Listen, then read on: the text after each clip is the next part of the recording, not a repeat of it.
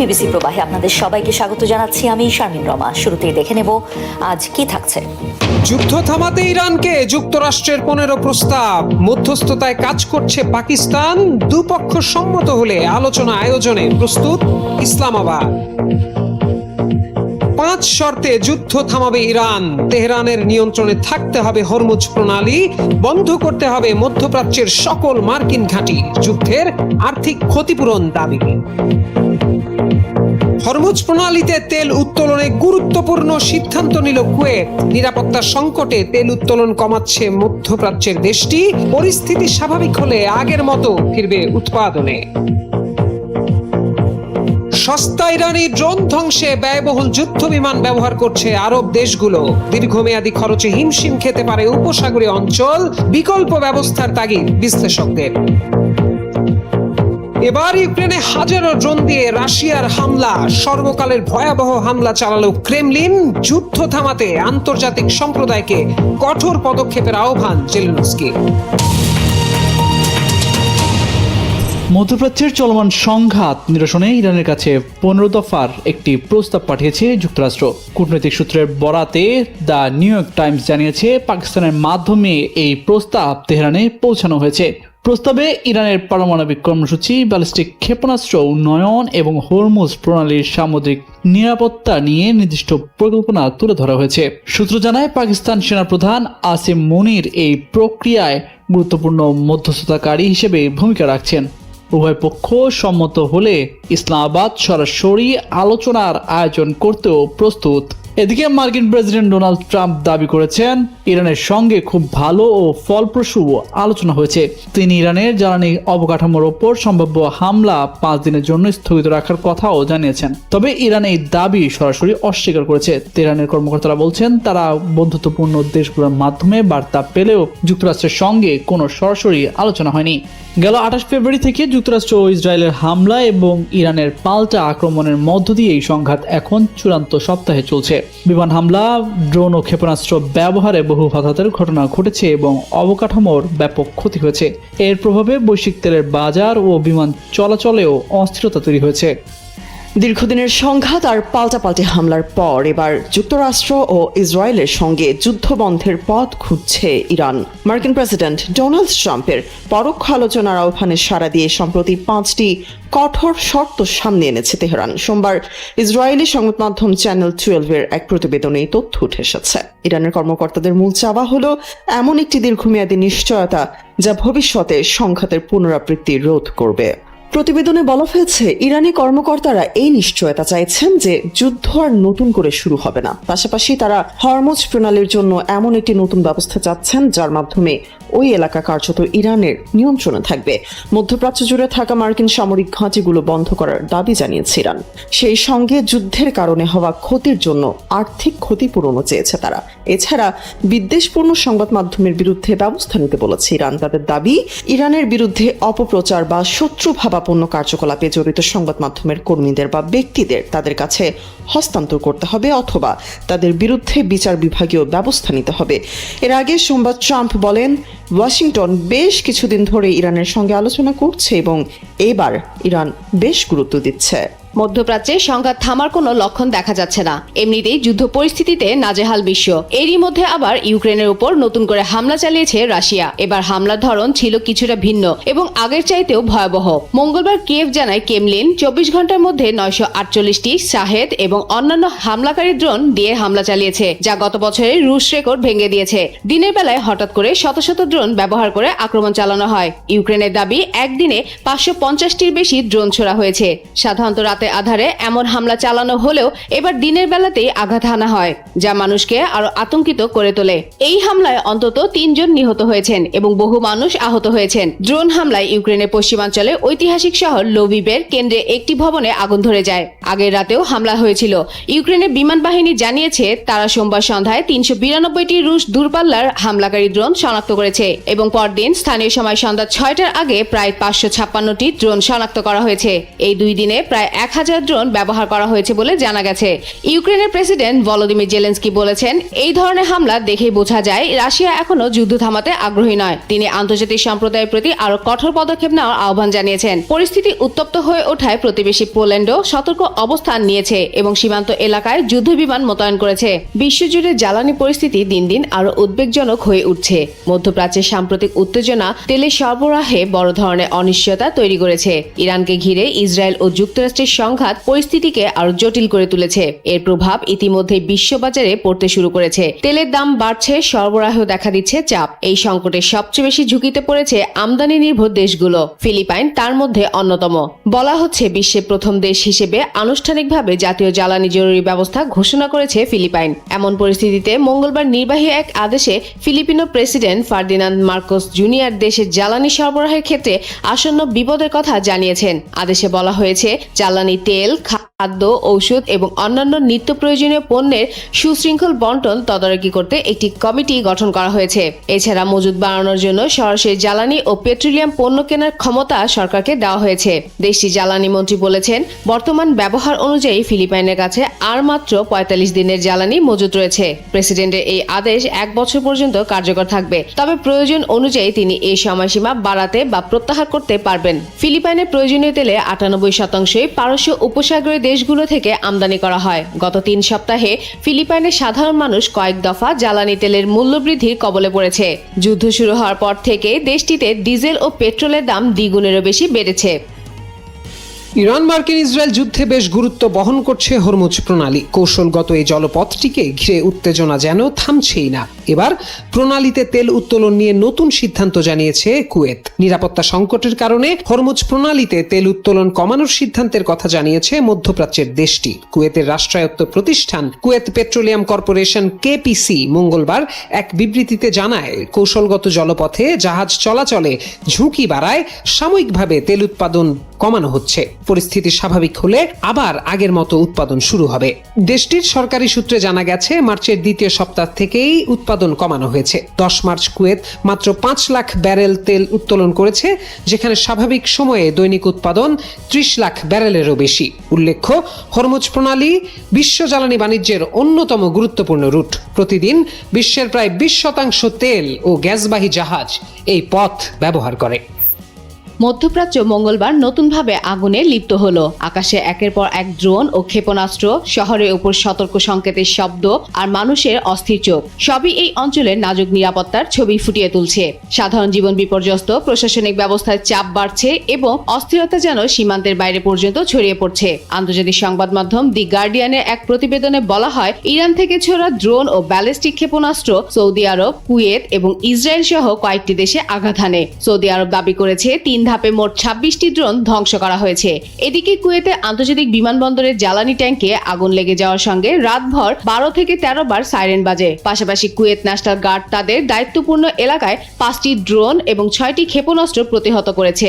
সংঘাতের ছায়া পৌঁছেছে জর্ডান ও লেবাননের সীমান্তেও। জর্ডানে ক্ষেপণাস্ত্রের ধ্বংসাবশেষ পড়ে, তবে হতাহতের খবর পাওয়া যায়নি। লেবানন থেকে ছোড়া প্রজেক্টাইল ইসরায়েলের উত্তরাঞ্চলে আঘাত হানে। একটি নির্মাণাধীন ভবন ক্ষতিগ্রস্ত হয়।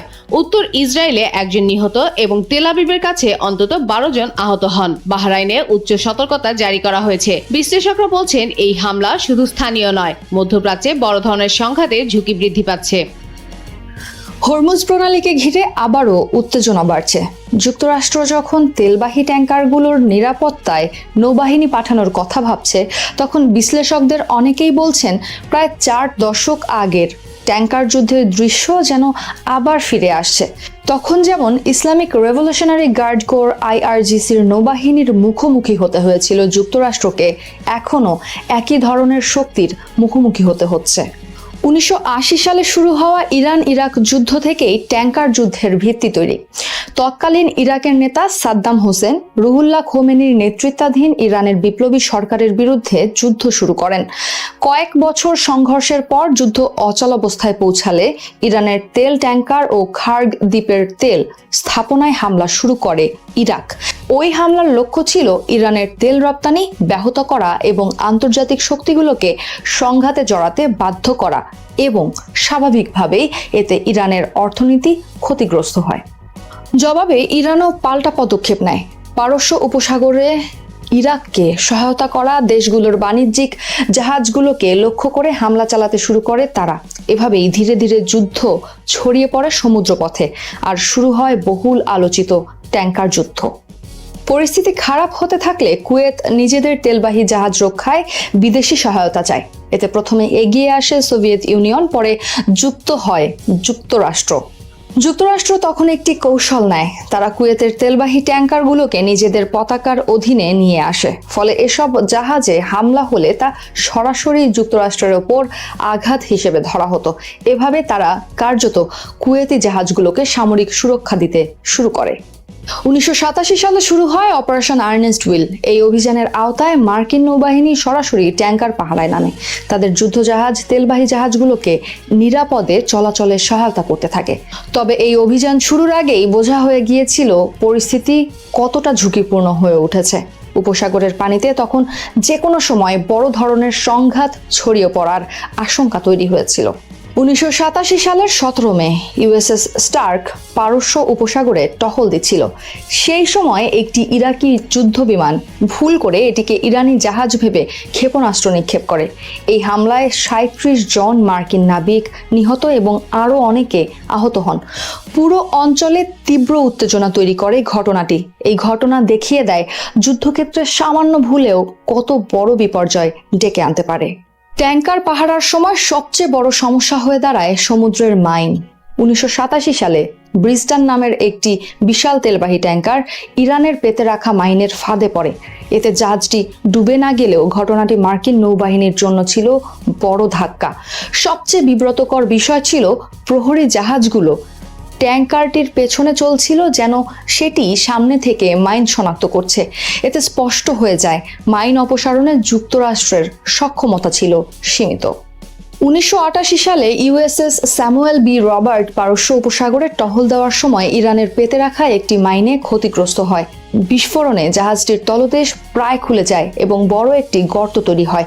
তবুও নাবিকদের রক্ষায় দ্রুত ও দক্ষ পদক্ষেপ নিলে জাহাজটি রক্ষা পায় এবং হতাহতের সংখ্যা কম থাকে। এই ঘটনা আবারও চোখে আঙুল দিয়ে দেখিয়ে দেয় মাইন যুদ্ধ কতটা বিপজ্জনক।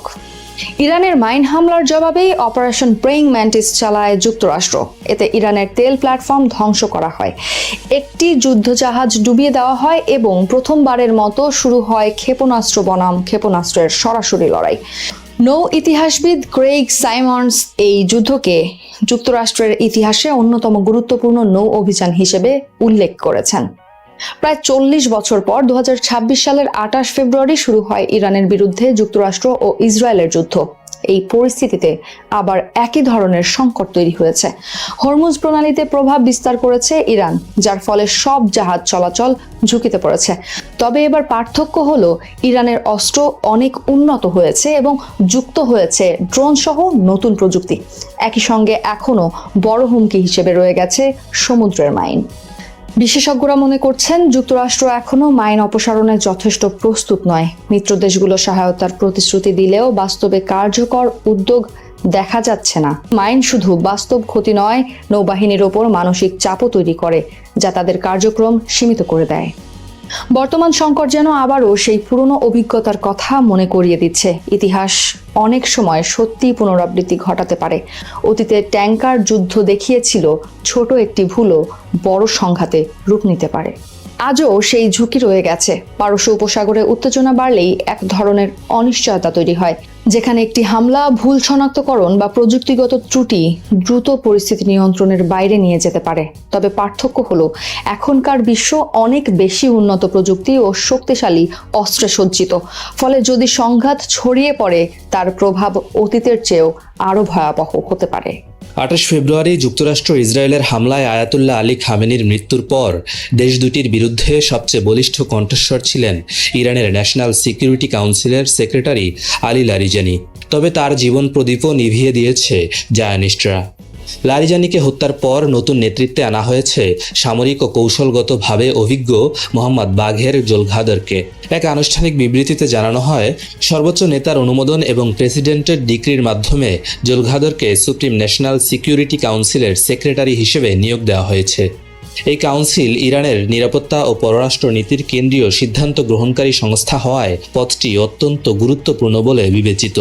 1954 সালে ফার্স প্রদেশের ফাসা শহরে জন্ম নেওয়া জোলঘাদর কৈশোর থেকেই ধর্মীয় ও রাজনৈতিক কর্মকাণ্ডে সক্রিয় ছিলেন। পাহলভি শাসনের বিরুদ্ধে আন্দোলনের সময় তিনি বিপ্লবী সংগঠনের সঙ্গে যুক্ত হন এবং সরাসরি সংগ্রামে অংশ নেন। ইসলামী বিপ্লবের আগে তিনি মানসুরুন নামে পরিচিত একটি সংগঠনের সদস্য ছিলেন। এ সময়ে তার মধ্যে সামরিক নেতৃত্ব ও সাংগঠনিক দক্ষতার বিকাশ ঘটে, যা পরবর্তীতে রাষ্ট্রীয় পর্যায়ে গুরুত্বপূর্ণ ভূমিকা রাখে।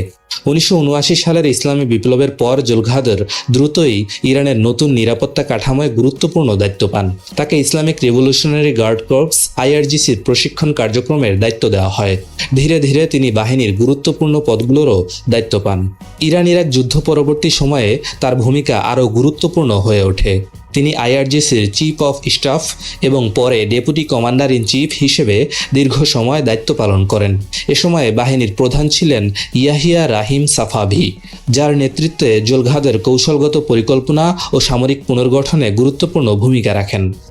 জোলঘাদরের আরেকটি তাৎপর্যপূর্ণ অবদান হল IRGCর রমজান সদর দপ্তর প্রতিষ্ঠায় তার সংশ্লিষ্টতা। এই ইউনিট মূলত দেশের বাইরে কার্যক্রম পরিচালনার জন্য গড়ে তোলা হয়, যা পরবর্তীতে কুদস ফোর্স গঠনের ভিত্তি হিসেবে কাজ করে। সামরিক দায়িত্ব পালনের পাশাপাশি তিনি প্রশাসনিক ক্ষেত্রেও গুরুত্বপূর্ণ পদে অধিষ্ঠিত ছিলেন। স্বরাষ্ট্র মন্ত্রণালয়ের নিরাপত্তা ও আইন শৃঙ্খলা বিষয়ক উপদেষ্টা, ভারপ্রাপ্ত স্বরাষ্ট্রমন্ত্রী, বিচার বিভাগের কৌশলগত উপপ্রধান এবং এক্সপেডিয়েন্সি ডিজার্নমেন্ট কাউন্সিলের সচিব হিসেবে দায়িত্ব পালন করে তিনি রাষ্ট্রের নীতি নির্ধারণী পর্যায়ে নিজের অবস্থান সুদৃঢ় করেন। স্ট্র্যাটেজিক ম্যানেজমেন্টে PhD ডিগ্রিধারী জোলঘাদর কেবল একজন সামরিক কমান্ডারই নন, বরং তিনি একজন কৌশলগত চিন্তাবিদ হিসেবেও পরিচিত। বর্তমানে 67 বছর বয়সী এই অভিজ্ঞ প্রশাসনিক কর্মকর্তাকে সুপ্রিম ন্যাশনাল সিকিউরিটি কাউন্সিলের নেতৃত্বে আনা ইরানের জন্য একটি তাৎপর্যপূর্ণ সিদ্ধান্ত হিসেবে দেখা হচ্ছে। আঞ্চলিক অস্থিরতা, পশ্চিমা বিশ্বের সঙ্গে উত্তেজনা এবং নিরাপত্তা চ্যালেঞ্জের প্রেক্ষাপটে জোলঘাদরের অভিজ্ঞতা ও কৌশলগত দক্ষতা দেশটির নীতি নির্ধারণে গুরুত্বপূর্ণ প্রভাব ফেলবে বলে ধারণা করা হচ্ছে। বন্দুকের নলই সকল ক্ষমতার উৎস।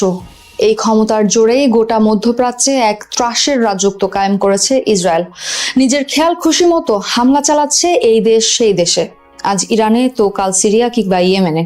ইসরায়েলি হামলা থেকে বাঁচতে পারছে না ইরাক, লেবানন কিংবা শান্তিপ্রিয় কাতারও। গত 2 বছরে গাজা রীতিমতো ধ্বংসস্তূপেই পরিণত করে ফেলেছে ইসরায়েল, আর এখন লড়ছে ইরান এবং লেবাননের সঙ্গে। কিন্তু প্রশ্ন হলো, বছরের পর বছর ধরে পুরো মধ্যপ্রাচ্যে হামলা চালানোর মতো এত অস্ত্র কোথায় পায় ইসরায়েল? এই অস্ত্রের যোগান দেয় কারা?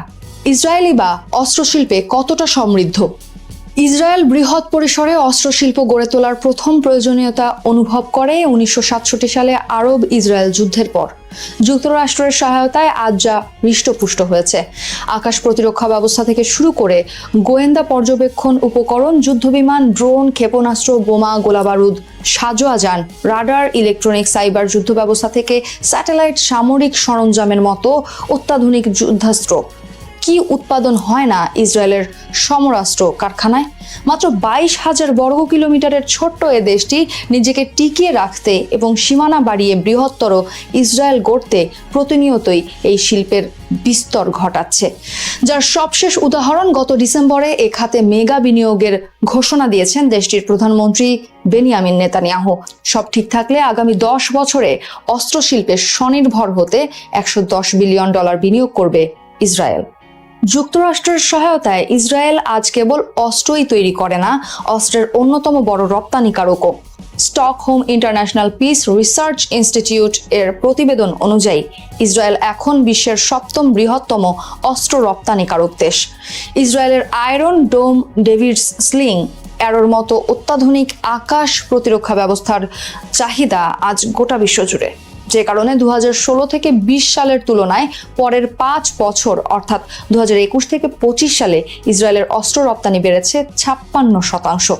আর এসব অস্ত্রের ক্রেতা ছিল ইউরোপের 23টি দেশ সহ এশিয়া ও ওশেনিয়ার 10টি, আফ্রিকার 7টি, আমেরিকা অঞ্চলের 5টি ও মধ্যপ্রাচ্যের 2টি দেশ, যার মধ্যে অন্যতম ভারত, জার্মানি, যুক্তরাষ্ট্র, যুক্তরাজ্য, ডেনমার্ক, দক্ষিণ কোরিয়া, ফিলিপাইন, সিঙ্গাপুর, থাইল্যান্ড ও মরক্কো। 2024 সালের হিসেব বলছে এই অস্ত্র বিক্রির বার্ষিক পরিমাণ $1,480 কোটি, যা এক বছর আগে $1,300 কোটি। 2025 সালে সেটি আরও বেশি, যদিও সেই হিসাব এখনো প্রকাশ করেনি ইসরায়েল। কেবল রপ্তানি নয়, নিজেদের প্রয়োজন মেটাতে এখন বিপুল পরিমাণে অস্ত্র আমদানি করতে হয় ইসরায়েলকে। গত এক দশকে যার পরিমাণ উল্লেখযোগ্যভাবে বেড়েছে। SIPRI এর তথ্য অনুযায়ী বিশ্বের 14তম বৃহৎ অস্ত্র আমদানিকারক দেশ ইসরায়েল। 2016 থেকে 2020 এর তুলনায় 2021 থেকে 25 সালে ইসরায়েলের অস্ত্র আমদানি বেড়েছে 12%, আর এই অস্ত্রের 68% ইসরায়েল কিনেছে যুক্তরাষ্ট্রের কাছ থেকে, যার মধ্যে রয়েছে যুদ্ধবিমান, সাজোয়াজান, ক্ষেপণাস্ত্র, গাইডেড বোমা। এর বাইরে নতুন করে যুক্তরাষ্ট্রের কাছ থেকে 55টি যুদ্ধবিমানের ক্রয়াদেশ দিয়েছে ইসরায়েল, যার মধ্যে 30টি F-35 যুদ্ধবিমান এবং 25টি F-15 যুদ্ধবিমান রয়েছে। এর মধ্যে 2026 সালে নতুন করে তেল আবিবের কাছে $667 কোটি অস্ত্র বিক্রির প্যাকেজ অনুমোদন করেছে ওয়াশিংটন। এ তো গেল যুক্তরাষ্ট্র থেকে অস্ত্র কেনার হিসাব। এর বাইরে জার্মানি ও ইতালি, যুক্তরাজ্য, ফ্রান্স, স্পেন, কানাডা ও ভারত থেকে অস্ত্র আমদানি করে ইসরায়েল। কিন্তু গাজায় গত 2 বছরেরও বেশি সময় ধরে হত্যাযজ্ঞ চালানোর অপরাধে সম্প্রতি জার্মানি ও ইতালি সহ বেশ কিছু দেশ ইসরায়েলে অস্ত্র রপ্তানি বন্ধের ঘোষণা দিয়েছে। তবে যুক্তরাষ্ট্র ইসরায়েলের পাশে থাকলে সেটার আদৌ কোনো প্রভাব পড়বে কিনা, সেই প্রশ্ন থাকছেই। মধ্যপ্রাচ্যে চলমান সংঘাত নিরসনে ইরানের কাছে 15 দফার একটি প্রস্তাব পাঠিয়েছে মার্কিন যুক্তরাষ্ট্র। আল জাজিরার এক প্রতিবেদনে বলা হয়, নাম প্রকাশে অনিচ্ছুক কর্মকর্তাদের উদ্ধৃতি দিয়ে যুক্তরাষ্ট্র ও ইসরায়েলের গণমাধ্যমগুলো জানিয়েছে, ওয়াশিংটন যুদ্ধ শেষ করার জন্য ইরানের কাছে এই পরিকল্পনা পাঠিয়েছে। ওয়াল স্ট্রিট জার্নালের এক প্রতিবেদন অনুযায়ী এই পরিকল্পনায় ইরানকে তার 3টি প্রধান পারমাণবিক স্থাপনা ভেঙে ফেলতে এবং যে কোনো ধরনের ইউরেনিয়াম সমৃদ্ধিকরণ বন্ধ করতে বলা হয়েছে। এতে তেহরানকে তার ব্যালিস্টিক ক্ষেপণাস্ত্র কর্মসূচি স্থগিত করতে, প্রক্সিদের প্রতি সমর্থন কমাতে এবং হরমুজ প্রণালী সম্পূর্ণরূপে পুনরায় খুলে দিতেও আহ্বান জানানো হয়েছে। সংবাদ মাধ্যমটি নাম প্রকাশে অনিচ্ছুক কর্মকর্তাদের উদ্ধৃতি দিয়ে আরও জানায়, এর বিনিময়ে ইরানের উপর থেকে পারমাণবিক নিষেধাজ্ঞা তুলে নেওয়া হবে এবং যুক্তরাষ্ট্র দেশটির বেসামরিক পারমাণবিক কর্মসূচিতে সহায়তা করবে। এদিকে কূটনৈতিক সূত্রের বরাত দিয়ে দ্য নিউ ইয়র্ক টাইমস জানিয়েছে, পরিকল্পনাটি পাকিস্তানের মাধ্যমে পাঠানো হয়েছে এবং এতে ইরানের পারমাণবিক ও ব্যালিস্টিক ক্ষেপণাস্ত্র কর্মসূচির পাশাপাশি হরমুজ প্রণালীর বিষয়টিও অন্তর্ভুক্ত রয়েছে। এতে বলা হয়েছে, পাকিস্তানের সেনাপ্রধান ফিল্ড মার্শাল সৈয়দ আসিম মুনির যুক্তরাষ্ট্র ও ইরানের মধ্যে মূল মধ্যস্থতাকারী হিসেবে কাজ করছেন। উভয় পক্ষ রাজি হলে সরাসরি আলোচনার আয়োজন করতে প্রস্তুত বলেও ইঙ্গিত দিয়েছে ইসলামাবাদ।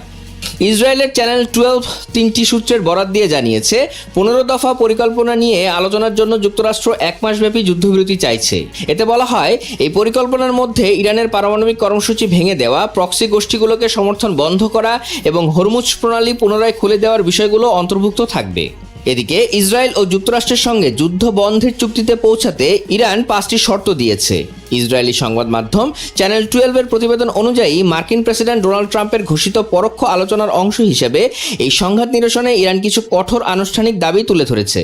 প্রতিবেদনে বলা হয়, ইরানি কর্মকর্তারা এই নিশ্চয়তা চাইছেন যে যুদ্ধ আর নতুন করে শুরু হবে না। পাশাপাশি তারা হরমুজ প্রণালীর জন্য একটি নতুন ব্যবস্থা চাচ্ছেন, যার মাধ্যমে ওই এলাকা কার্যত ইরানের নিয়ন্ত্রণে থাকবে।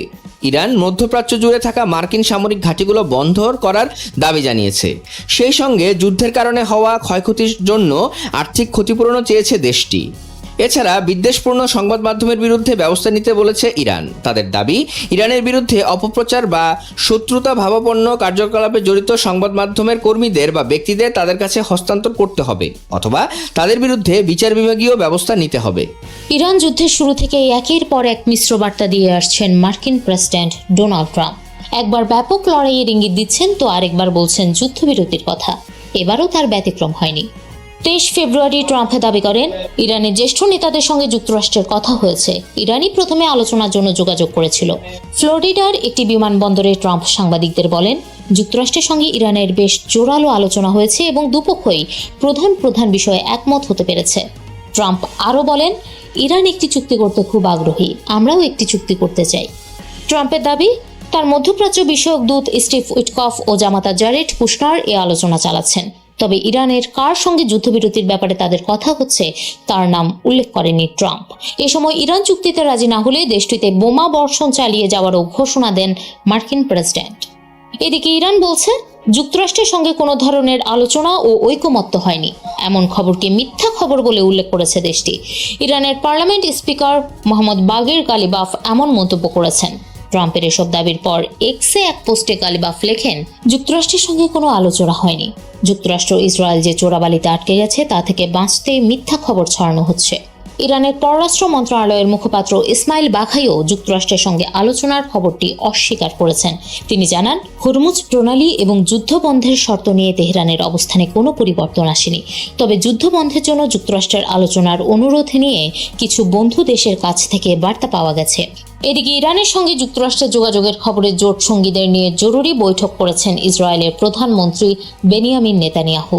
23 মার্চ সন্ধ্যায় 1 ঘন্টার মধ্যে বৈঠক আয়োজনের নির্দেশ দেন তিনি। তবে এতে কি আলোচনা হয়েছে তা জানা যায়নি। এদিকে বিশেষজ্ঞরা বলছেন, অর্থনৈতিক চাপের মুখে এবার এই যুদ্ধ থেকে বের হওয়ার পথ খুঁজছেন ডোনাল্ড ট্রাম্প।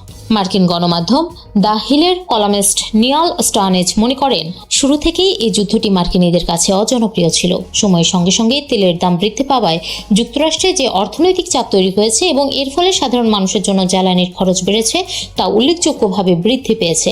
মানুষের উপর চাপ তৈরি করেছে এই পরিস্থিতি। আমার মনে হয় না ডোনাল্ড ট্রাম্প এতটা অর্থনৈতিক চাপ কিংবা এর রাজনৈতিক প্রভাব খুব বেশি দিন সহ্য করতে প্রস্তুত। এদিকে মার্কিন সিনেটর সংখ্যালঘু নেতা চাক শুমার বলেছেন, যুক্তরাষ্ট্রে পেট্রোলের দামে প্রায় 75% বৃদ্ধির জন্য প্রেসিডেন্ট ডোনাল্ড ট্রাম্প দায়ী। এছাড়া 1 মাস আগে দেশে প্রতি গ্যালন গ্যাসোলিনের দাম ছিল $2.93, আজ তা $3.94 পৌঁছেছে। এর জন্য একজনই দায়ী, ডোনাল্ড ট্রাম্প। সামরিক সূত্রের বরাত দিয়ে ইরানের গণমাধ্যম তাসনিম নিউজ বলছে, যুক্তরাষ্ট্রের জন্য নতুন চমক প্রস্তুত করে রেখেছে ইরান। আগামী দিনগুলোতে সেগুলো উন্মোচন করা হবে। সূত্রটি আরও দাবি করে, মার্কিন প্রেসিডেন্ট ডোনাল্ড ট্রাম্প যুদ্ধের সব সামরিক বিকল্পের ব্যর্থতা প্রত্যক্ষ করছেন এবং এখন এই অচলাবস্থা থেকে বের হওয়ার পথ খুঁজছেন তিনি। ইরান ও যুক্তরাষ্ট্রের মধ্যকার সংঘাত গড়িয়েছে 4র্থ সপ্তাহে।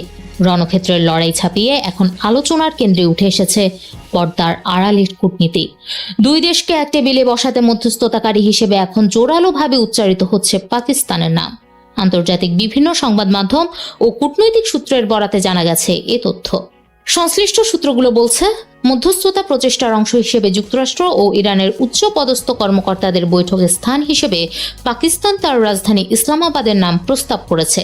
ওয়াশিংটন ভিত্তিক প্রখ্যাত গবেষক ভ্যালি নাসর বলেন, পাকিস্তানের এই উদ্যোগের পেছনে সৌদি আরবের প্রচ্ছন্ন সমর্থন থাকার সম্ভাবনা প্রবল। রিয়াদকে পাশ কাটিয়ে ইসলামাবাদের এমন বড় কোনো কূটনৈতিক পদক্ষেপে যাওয়ার সুযোগ কম। যুক্তরাষ্ট্র বা ইরান কোনো পক্ষই এখন পর্যন্ত বিষয়টি আনুষ্ঠানিকভাবে নিশ্চিত করেনি। তবে ওয়াশিংটনের অনেকের কাছে মধ্যস্থতাকারী হিসেবে পাকিস্তানের নাম আসাটা অবাক হওয়ার মতো কিছু নয়। দক্ষিণ এশিয়া বিষয়ক বিশ্লেষক মাইকেল কুগেলম্যান বলেন, পাকিস্তান যে মধ্যস্থতাকারী হতে পারে তা মোটেও অবিশ্বাস্য নয়। গত 1 বছরে ইরান ও পাকিস্তানের মধ্যে একাধিক উচ্চ পর্যায়ের বৈঠক হয়েছে। আবার ডোনাল্ড ট্রাম্পের নেতৃত্বাধীন মার্কিন প্রশাসনের সঙ্গেও ইসলামাবাদের সম্পর্ক এখন বেশ ঘনিষ্ঠ। সংঘাতের তীব্রতা বৃদ্ধির সঙ্গে সঙ্গে পাকিস্তান, তুরস্ক ও মিশরের মতো দেশগুলো তেহরান ও ওয়াশিংটনের মধ্যে বার্তা আদান প্রদান করছে বলে জানা গেছে। ওয়াশিংটনে কর্মরত মুসলিম কূটনীতিকেরা বলছেন, ইরানের সঙ্গে সীমান্ত থাকায় পাকিস্তান ও তুরস্কের জন্য এই যুদ্ধ সরাসরি নিরাপত্তা ও অর্থনৈতিক হুমকি হয়ে দাঁড়িয়েছে। বিশেষ করে উদ্বাস্তু সমস্যা ও আঞ্চলিক অস্থিতিশীলতা এড়াতে এই দুই দেশ যুদ্ধ বন্ধে বেশি আগ্রহী। সবাইকে শুভকামনা জানিয়ে আমি শারমিন রমা এখানে বিদায় নিচ্ছি। ভালো থাকবেন।